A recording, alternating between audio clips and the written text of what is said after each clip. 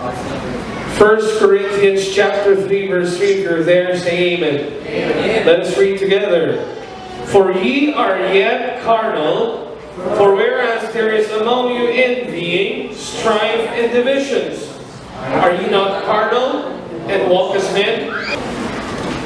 Napag-aralan po natin kanina, mga mahal kong kapatid, kung paano maiintindihan natin ang ibig sabihin ng pagiging carnal. We have studied a while ago the definition of the flesh or carnality. That in this body dwells two nature.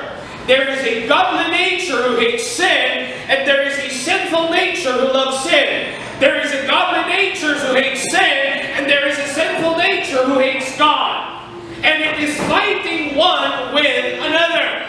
Naglalabanan po sa ating katawan ang ating flesh at ang ating spirit. Lagi niyong natatanungin ko sa Bible study, sino raw ang mananalo? Yung itim na aso o puting aso pag nag-away? Who will win if a black dog and a white dog would fight one another? Sabi nung iba, why? Kasi yun ang bida. Others said, the black one, because it is a color of bravery and matapang yan. But the truth is, ang mananalo, yung kumakain lagi. Ang mananalo, yung busog sa pinangina. Ang mananalo, yung healthy na aso. Are you with me? Okay. That's how our flesh and our spirit fights.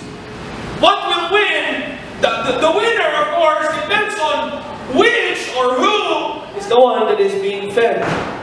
Sino yung laging kumakain? Sino yung laging malakas? Sino yung laging nabibigyan ng panahon? Sino yung naaalagaan? If you're always giving time for the flesh, if you're always spending your life for the flesh will always win. Are you with me? Kaya minsan hirap na hirap tayong labanan ng antok, hirap na hirap tayong labanan ng tukso, hirap na hirap tayong labanan ng kasalanan. The reason for that is we're feeding our flesh so much.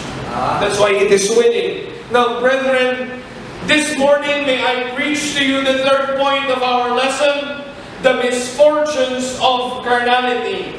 That you don't have to choose carnality. Once na na-realize mo na hindi ka tama sa Panginoon, once na na-realize mo na nangihina ka, go back to God. Hello! Go back to God. Pag tinatamad ka mag-church, if you don't feel like going to church, go to church!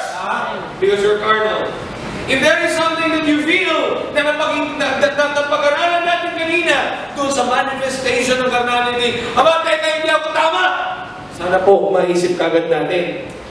Huwag na yung hindi ka na nga tama, hindi mo pa maisip. Hello? Don't be like that. You're not doing right, you're incarnal, and then you cannot accept it. Bakit sila? Buhay ko naman to.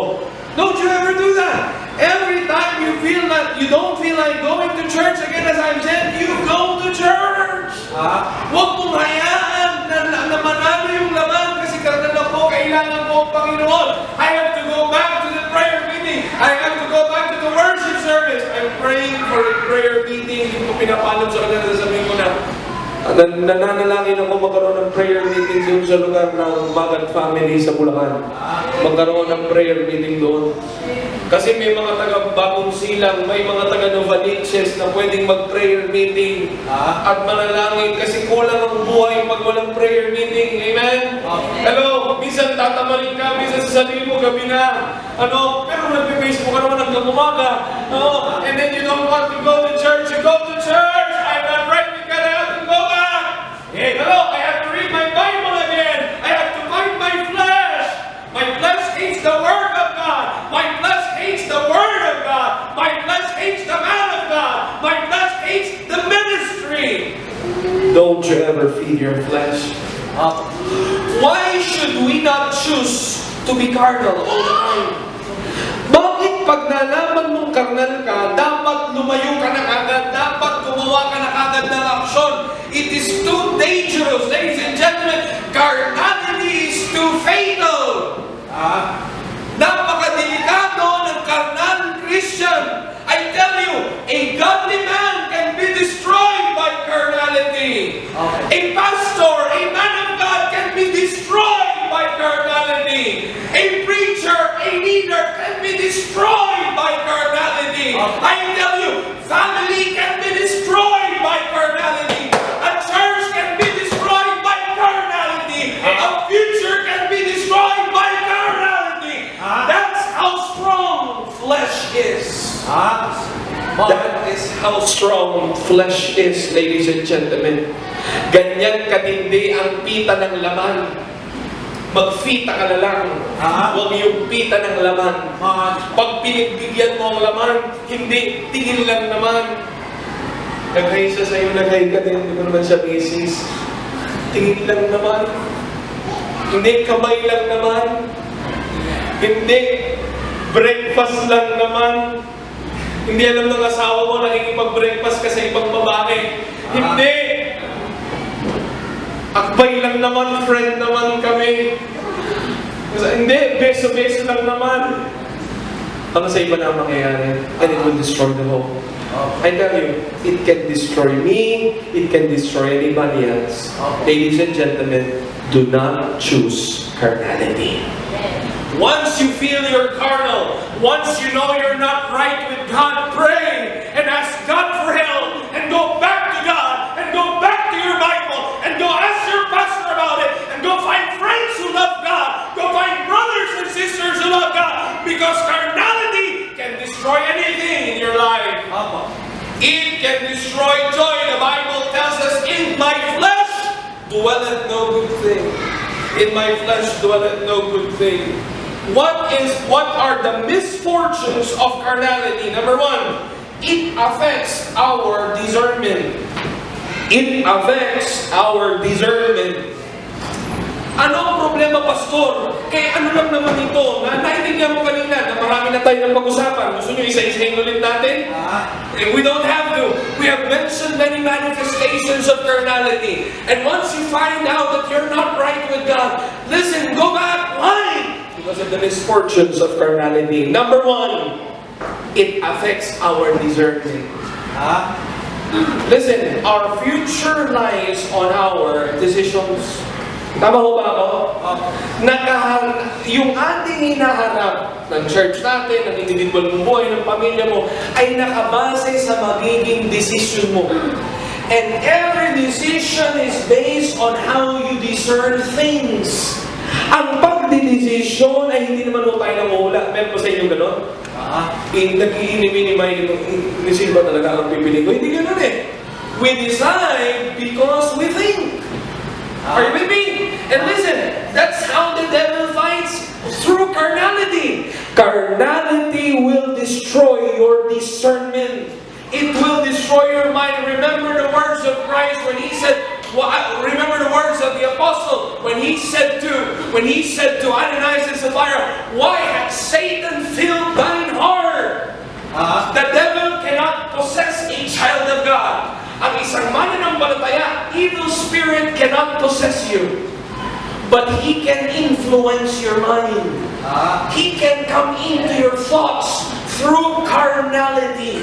Kaya niyang gawin ang lahat para makapasok siya sa isip mo, para sirain ang isip mo, para matanggal ang mind of Christ, para manatili ang fleshly lust, para manatili ang fleshly decision. Ladies and gentlemen, it will destroy your discernment.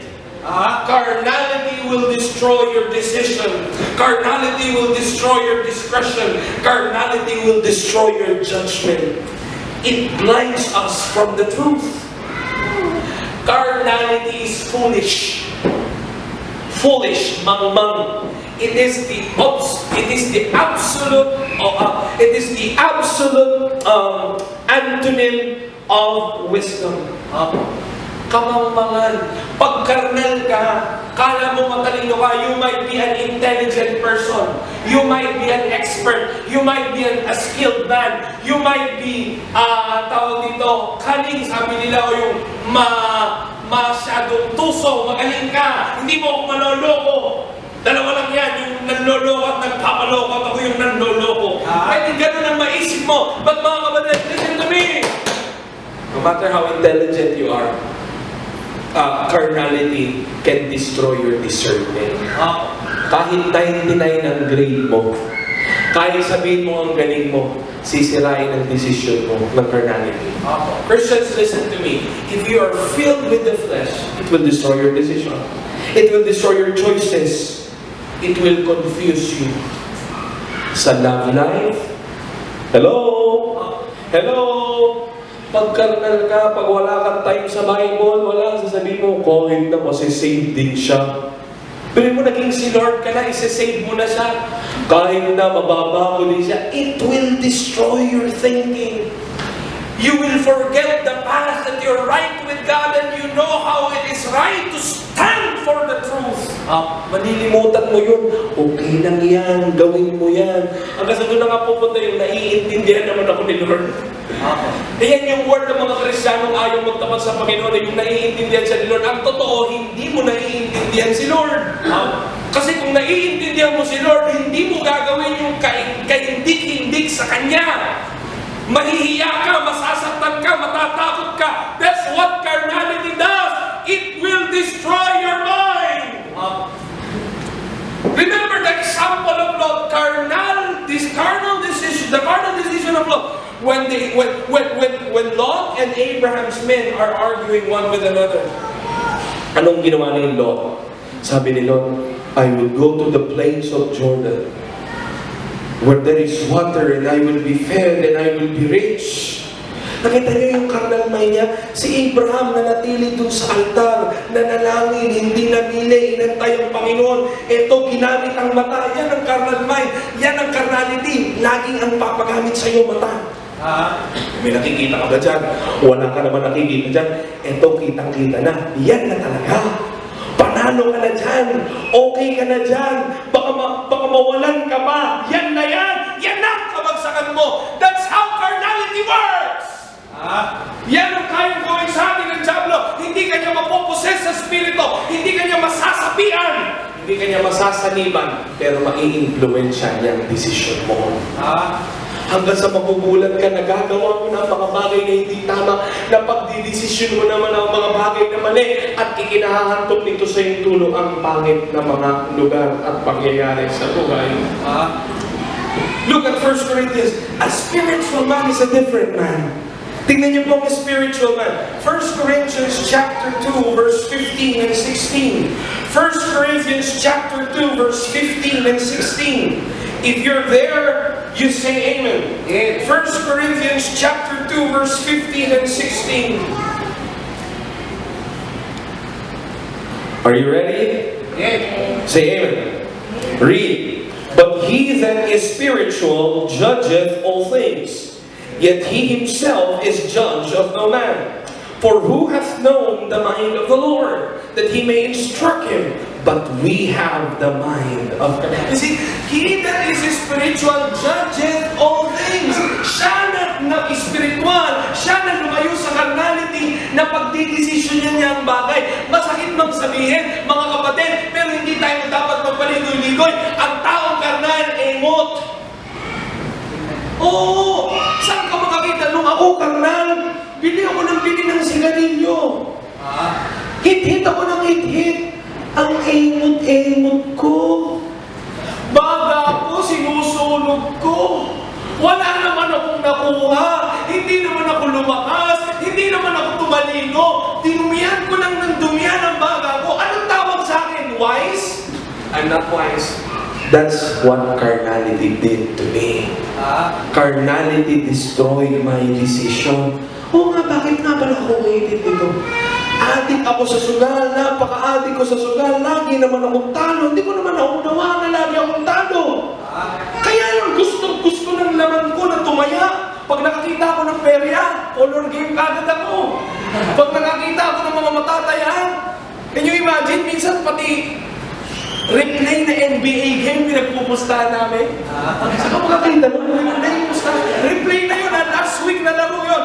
Napanood mo, umami ka? Hindi. Napanood mo, umami ka? Hindi. O, pustahan tayo. Pero mo replay pagpupustahan namin. Ganon nagnanasa ang laman. May mga matatandang mga Kristiyano, pag nakakarinig pa lang ng tunog ng madyong, nanginginig na ang mga buto. Ngayon naman, tongkit at mga sugal na mga games na mga kapatid, and it destroys your mind.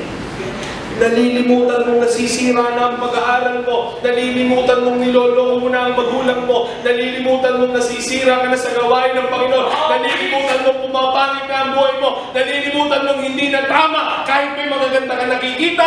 Listen, carnality will destroy your mind. Ang pangit ng desisyon ng isang taong karnal. Ang pangit ng mga pinipili, yung judgment mo. Pogi, hindi ligtas. Ligtas, mabait. Bakit lahat ba ganyan? Pero maligtas, pogi din ha? Bakit? Kulang lang sa kulay yan. Kulang lang sa konting ayos yan. Diba? So, mag-pray-pray ka. Pogi, hindi ligtas. Ito, ligtas, mabait. Ligtas, matulungin. Ligtas, baptist. Pag spiritual ka, mag-pray ka. Lord, you can provide. God will provide. Hindi, pagkarnal ka, wala na ata. Talagang yan na talaga. Ito na ako. Tapos ka. Tapos ka. Maganda, hindi ligtas. Maganda, ligtas, hindi pa oras. Lord, mag-aantay ako. Yan ang spiritual mind. Hindi yung matagal pa to. Eto, palay na ang lumapit sa manok. Matakot ka dyan, hindi naman nakit ang palay. Delikado yan, di ba? Pag-wise ka, palay, lumapit sa manok, delikado to. Hindi ata tama ito. Spiritual eh. Pagkarnal, tuka ng tuka. Kahit laso. Brother Michael did not understand. But they say when a lady comes to the man, it's the...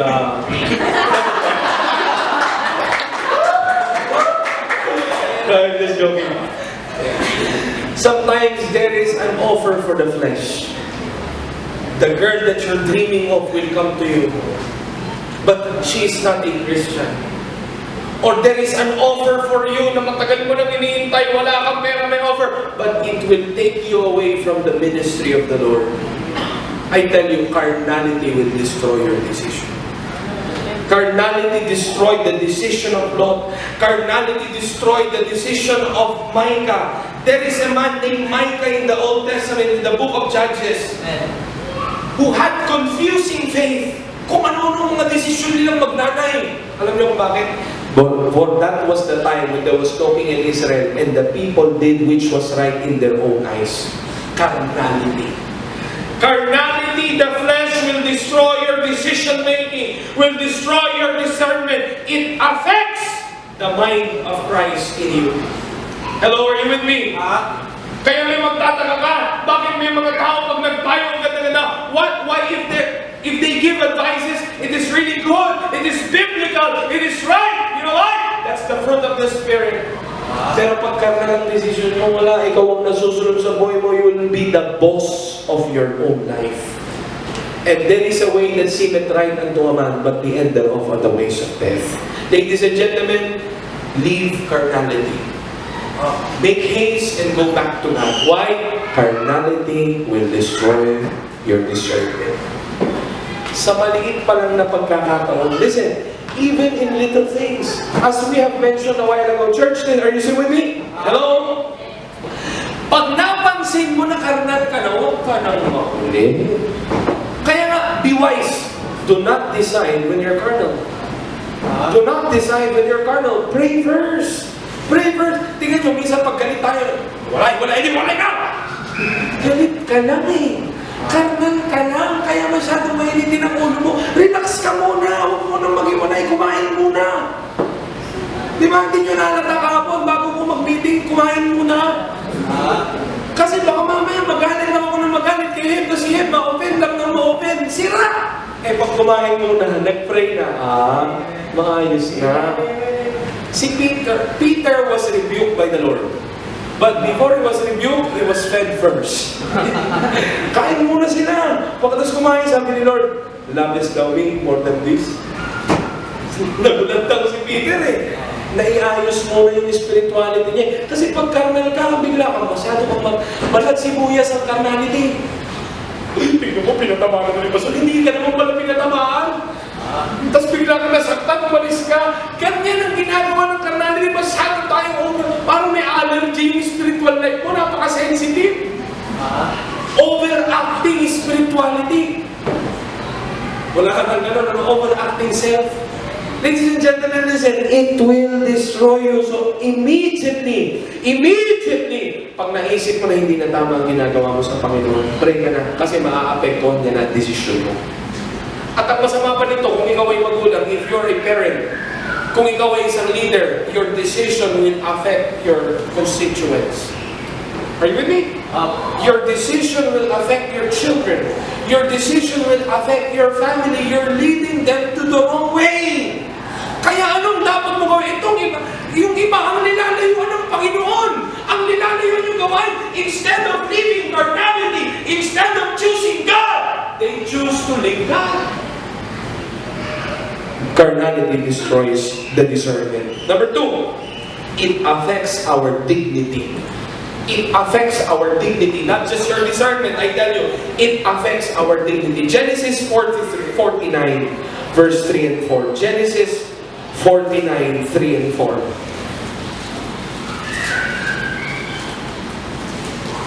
Genesis chapter 49, 3 and 4.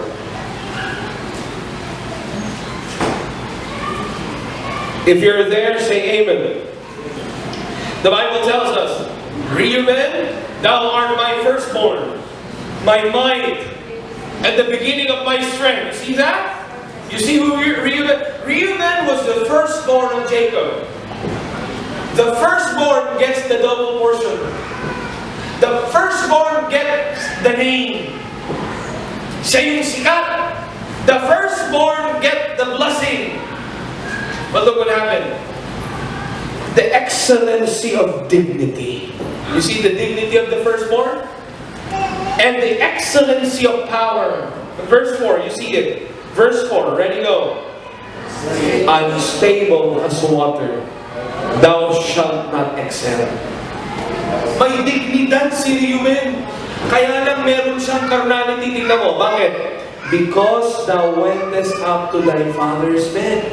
Nakipagrelasyon siya sa girlfriend ng daddy niya. That's carnality! And I tell you, it destroyed the dignity of Reuben. The lineage of the priests went to Levi. Are you with me? Hello? Hello, are you there? The line of the priests, yung line ng mga priests, napunta kay Levi, hindi kay Reuben. Are you with me? Hello? Hello? The line of the Savior, the most precious line. Tingnan nyo, yung pinakamatinding dapat na blessing ni Reuben, sa kanya siguro sana ang lahi ng Panginoon, napunta kay Judah. Why? Because of carnality. Tingnan nyo si Jacob tsaka si Esau. Si Esau dapat ang blessing eh. Bakit napunta kay Jacob? Pinagpalit niya sa pagkain eh. Karnal. Pinagpalit sa pagkain yung honor, yung dignity. Itong na ako eh, nung pagkapanganay pa yan. Pagluto mo ako, sige, sa'yo na pagkapanganay ko. You see that? That's carnality. It will take important things too lightly, and it will take right things too importantly. You will have wrong decisions, and then suddenly here you can see it destroyed the dignity of Reuben.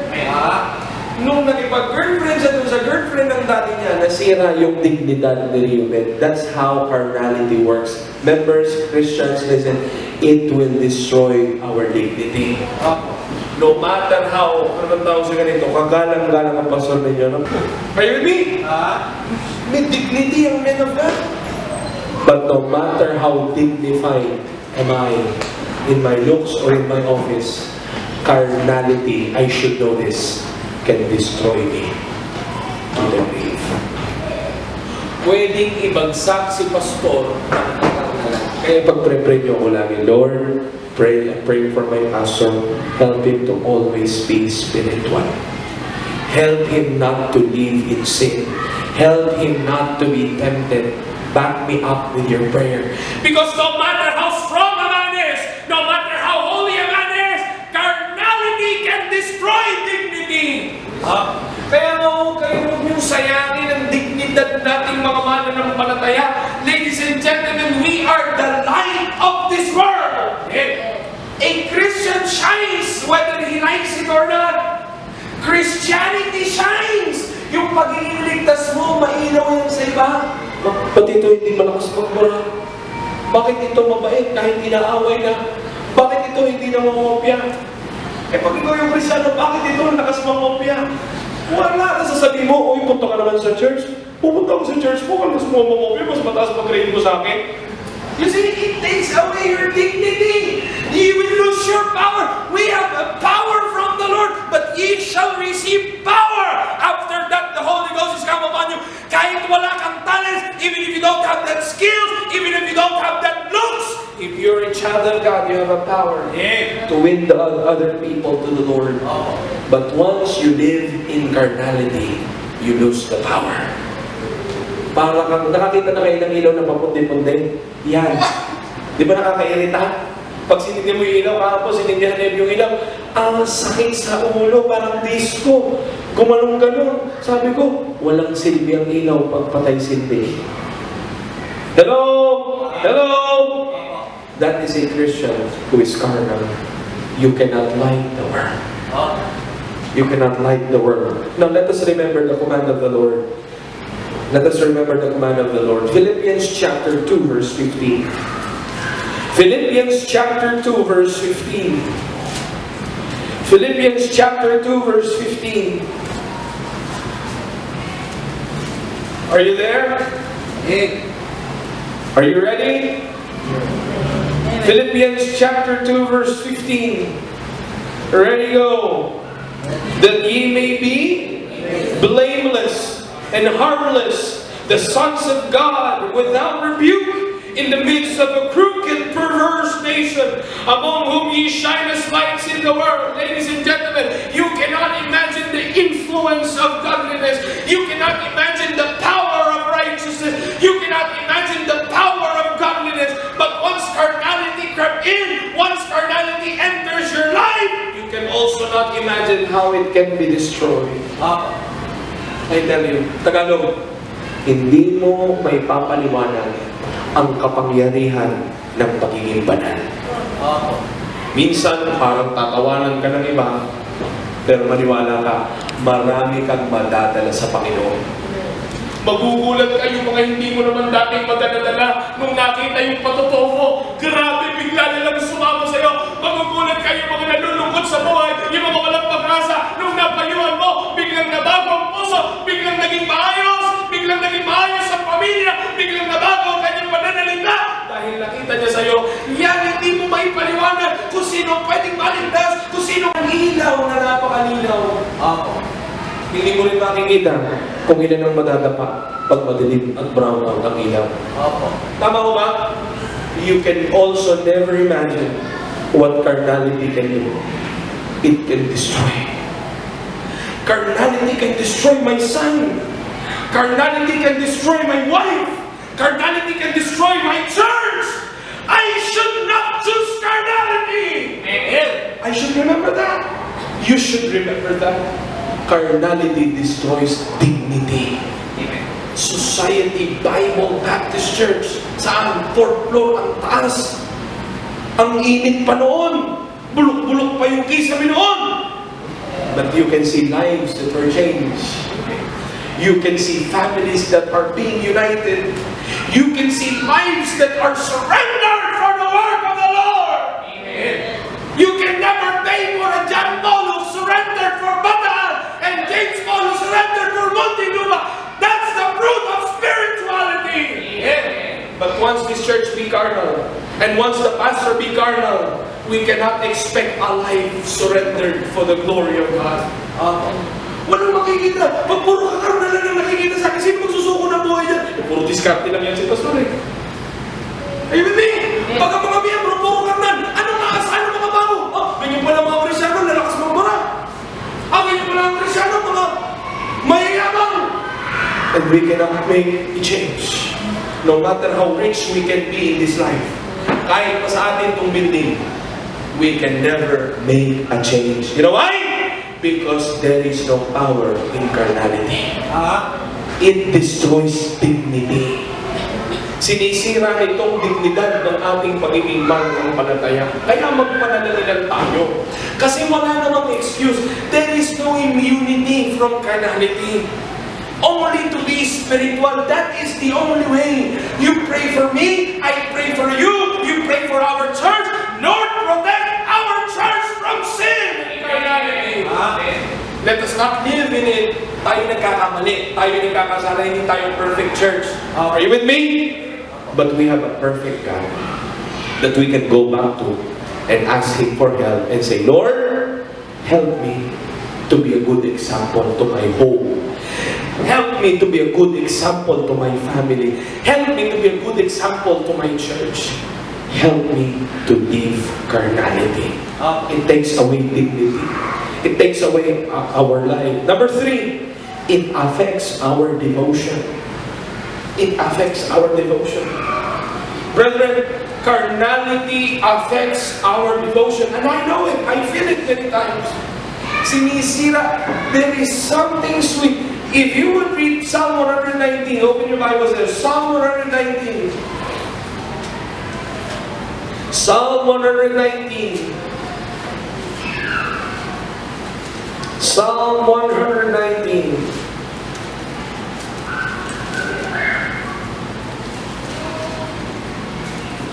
Let me find that word, honey. If you can find that for me, please.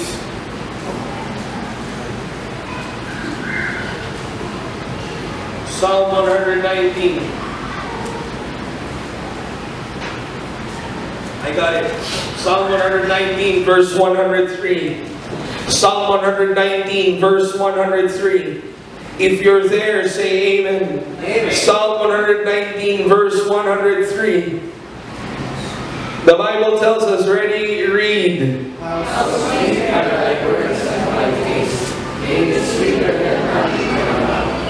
There is that taste in Bible reading that is like eating chocolates. May mga panahon sa pag-aaral ng Biblia na para kang kumakain ng Cadbury. Ang tamis. Pastor, ba't hindi ko maramdaman carnality? It destroys the sweetness of your relationship with God. Bakit hindi ko maramdaman? Huwag na lang kaya ako mag-Bible reading. Mali! Dapat ma-diagnose natin ang sarili natin pag walang tamis ang pag-aaral ng Biblia. Hindi tama puso ko sa Panginoon. Members, hello! Hello! If there is something, if there is no sweetness in the Word of God, if there is no sweetness in memorizing the Word of God, if there is no sweetness in reading the Word of God, if there is no sweetness in devoting your time to the Word of God, may problema. Carnality. Merong mga ginagamit ang dyablo para tanggalin ang tamis sa atin, mga kapatid kong mahal. Kaya anong dapat natin gawin? Be wise enough. Go back to God. It affects our devotion. Let me read to you 1 Corinthians chapter 2, verse 9. Let me read to you, don't you open it. But as it is written, I have not seen nor ear heard, they have entered into the heart of man the things which God hath prepared for them that love Him. Verse 14. But the natural man receiveth not the things of the Spirit of God. Nakaprepare, mga kapatid, sa Bible ang delight na pwedeng maramdaman mo, ang saya, sigla na pwedeng maramdaman mo. Pero naaagaw yan ng kalaban.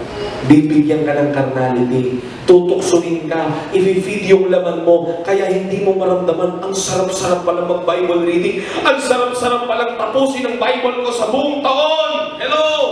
Ang sarap-sarap pala ng preaching. Kanina nag-message si Brother Rolly, Pastor, ang ganda-ganda ng Sunday School. Pero pag ikaw kanina sabi mo, Pastor, walang kwenta ang Sunday School. Delikado, carnality yan. Hello! Ayoko yan! Wala yan! Sa demonyo yung Sunday School na yan! Delikado yan! Kasi dapat ang salita ng Diyos, kahit alam nyo, ang spirituality, pag tinamaan ka, saruy. Alam mo yung saruy, yung masarap, tas aray. Aray, pero Lord, thank you, tinamaan ako. Lord, salamat, tinatamaan ako.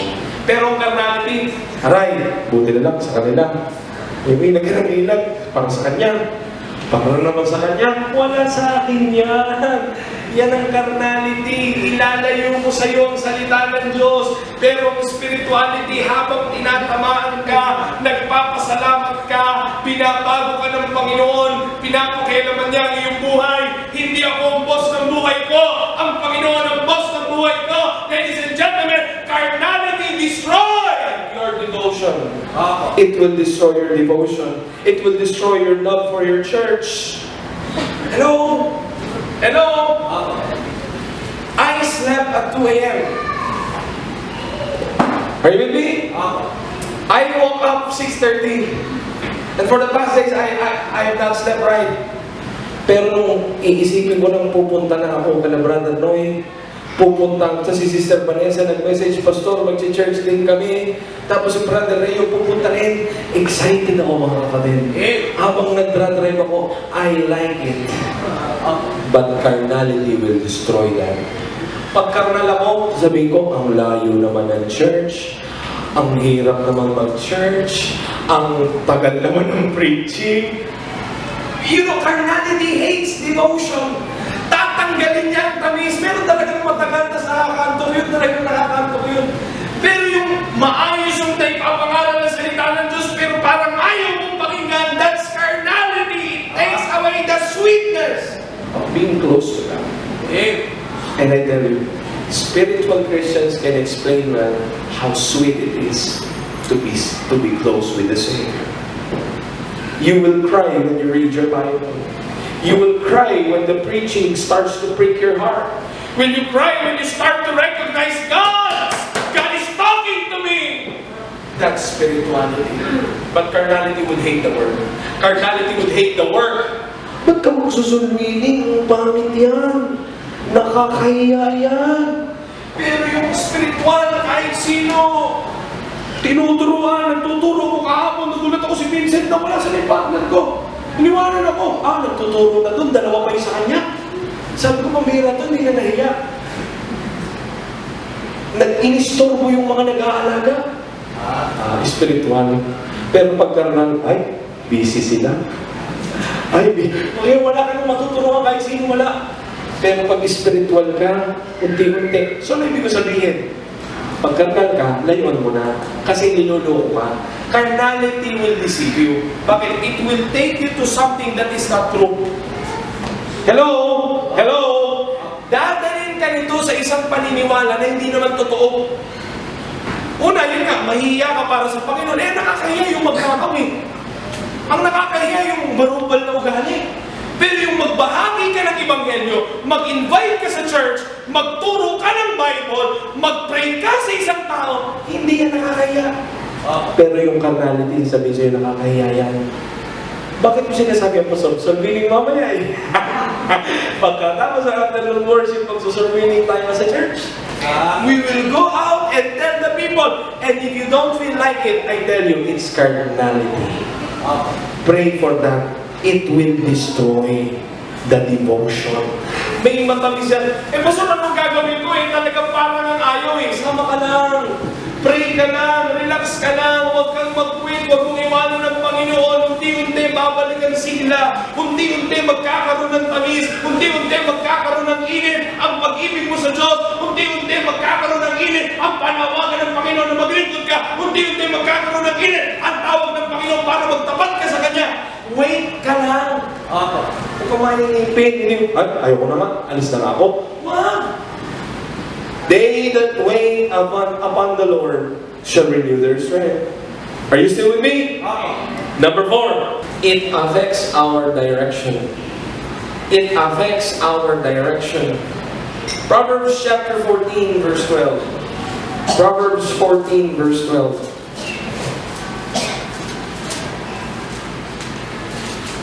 Are you there? Ready, read. There is a way which seemeth right unto a man, but the end thereof are the ways of death. Psalm 23. Psalm 23, verse 1. Psalm 23. Psalm 23, verse 1.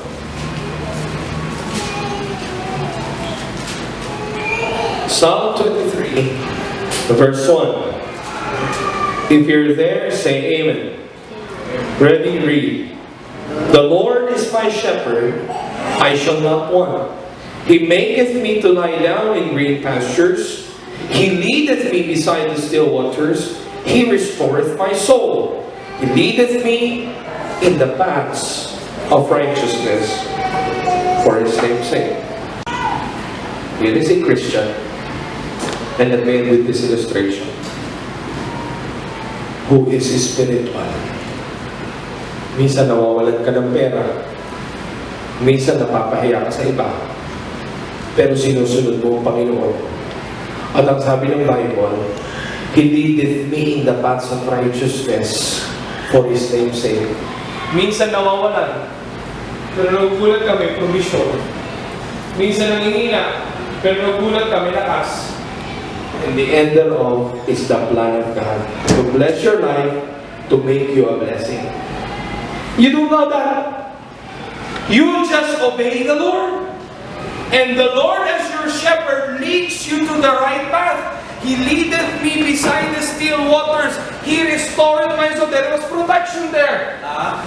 Dahil pinili mo ang sundin ng Panginoon, hindi mo alam kahit may problema ka nung una, nagpatuloy ka. Kahit may kagibigan nung una, nagpatuloy ka. Kahit may delikado, iningatan ka ng Panginoon. And the Bible tells us, the thoughts that I think toward you, say the Lord, are thoughts of peace and not of evil, to give you unexpected end. God has a plan for your life. But here's carnality does. Carnality will destroy your direction. Gusto ng Panginoon mapunta ka sa plano niya sa buhay mo. Kaya lang yung carnality, tatanggalin yung devotion mo. Maiinip ka, manghihina ka, aalis ka. Ayaw mo naman pumunta dun eh, kaya lang doon ayaw mo eh. Ayaw mo sundin ng Panginoon. Boring ang magtapat. Nakakahiya sa mga barkada mo pag hindi ka in. You just don't know. Carnality is putting you to the wrong direction.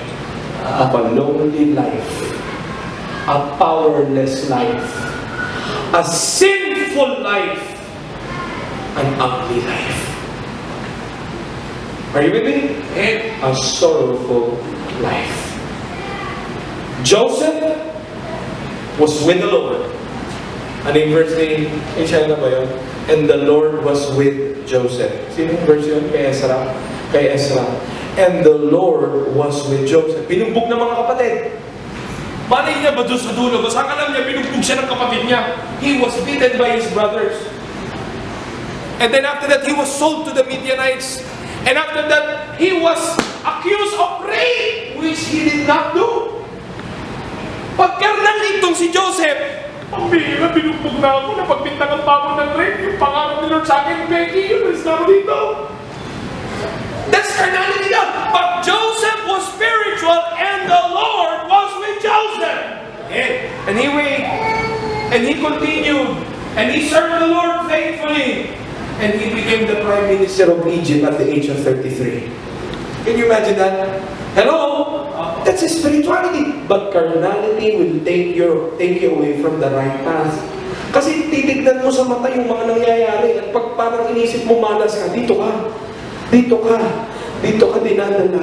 At kagaya ng prodigal son, he just woke up one day feeding swine. A child of God, even a pastor, such am I, or anybody else here this morning, through carnality, can wake up one day feeding swine. Dirty, sinful, lonely, unuseful child of God. Carnality destroys your direction. Leave flesh, leave carnality, sacrifice it to the Lord, offer it to the Lord, come to the Lord, choose the Lord. Hate carnality. Later, we will continue this afternoon, and I will preach the last point, the mortification of carnality. How to overcome carnality. How to win over temptation. Let us stand up and pray.